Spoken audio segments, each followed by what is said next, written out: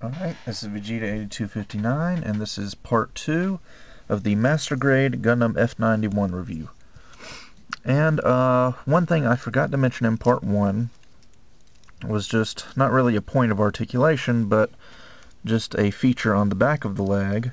The F91 has 3 flaps that you can pull up and expose thrusters inside the leg, kind of similar to God Gundam. But I just wanted to make sure I showed those off because I forgot in part 1. Anyway, this part we're going to be going over weapons and accessories. And I'm going to start off with these shoulders that I couldn't get open in part 1. You take the top of the shoulder off. There's a little black slide here. Let me do that when my hand's not in the way. You slide that, and these little fin fan thingies come out.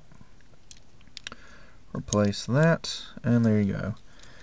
And each one of these fans is on a separate joint, so they can all move independently. And when you want to put them back in, you just bring them together and push them right back in. So, on to the real accessories. Like just about every other Gundam, the F91 has a beam rifle. White and black, which is very nice. I tend to like the two-tone or multi-color-toned beam rifles. And despite F91's small hands, there is a peg that fits into the handle of the beam rifle, and he holds it quite well. It's not loose or anything. So, and also the beam launcher, which is not really a bazooka, it just launches beams, so similar to Wing Gundam's beam cannon, except more shaped like a bazooka. Same concept though. But anyway, you can hold it. I tend to do bazookas up under the arm like so, but I think you can probably also put it over the shoulder. You just have to be a little more careful the way you position it. So again, just like the beam rifle, black and white, and this little energy pack on the bottom can come off. The handle tilts back and forth slightly. Also, like just about every other Gundam, F91 comes with beam sabers, and I really like their hiding spot. They're actually inside the side skirt. It opens up, this part rotates, and you can see both of the beam sabers up in that little cubby hole. Take one out, close it up, and F91 comes with 2 clear fluorescent green beams. And this is one of the few Universal Century Gundams that actually has green beam sabers. And they are a nice snug fit inside the handle, and they look really, really nice. And just like the beam rifle, there's a peg in the beam saber, so he can hold it with no problem at all. Let's see, what else? Beam shield. Also, he's already got the little, I guess the beam shield battery, I guess you could call it, right there. He's also got a spare one in his right side skirt. If it'll come out, it doesn't really open up very far, unfortunately, but you can just barely see it in there. In the movie, he actually kind of throws that and uses it as a bomb somehow, but anyway, this thing just kind of comes off, and oops, I lost it. Actually, this is probably easier. It's easier to just take this part off and put the shield on it, because you have to work the shield into each one of these little grooves that are on the edges of this white part. And there you go. And then this little piece was supposed to come out, and if I can get it to go on, it's not wanting to cooperate. There we go. Gah! This is just determined that it's going to make me look bad. Anyway, there. It goes on the end of the peg, and you've got a nice clear green beam shield, which is lighter in the center and then turns more green as you get towards the edge, and kind of has some little subtle wavy effects in there as well. So really nice job on the beam shield. And also there is a tiny 1/100th figure of Seabook Arno. The F91 does come with 3 sets of decals.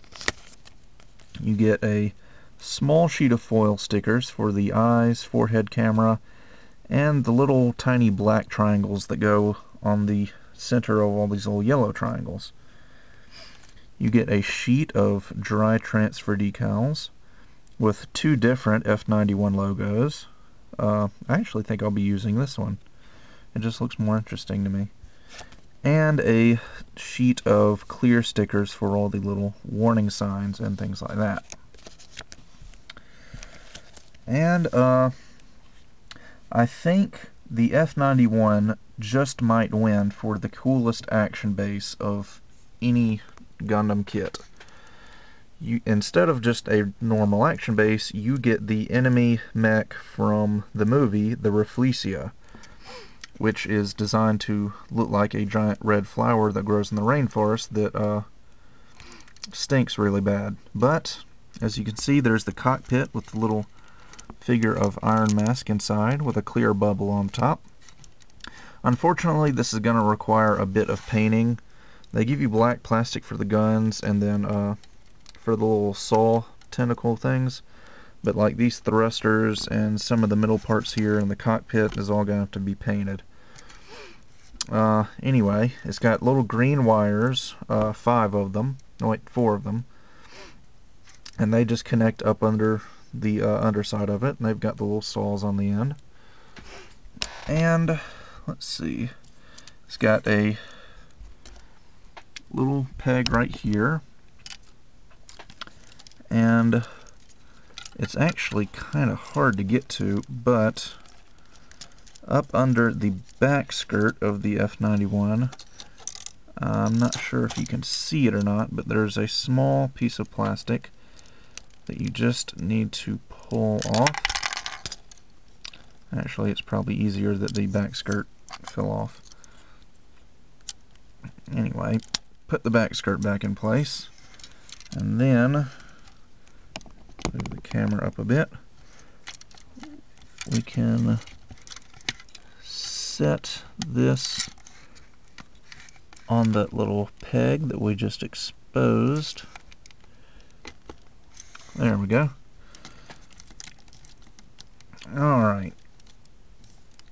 And it does have a little joint on it, so you can tilt the F91 at pretty much any joint you need them to be at.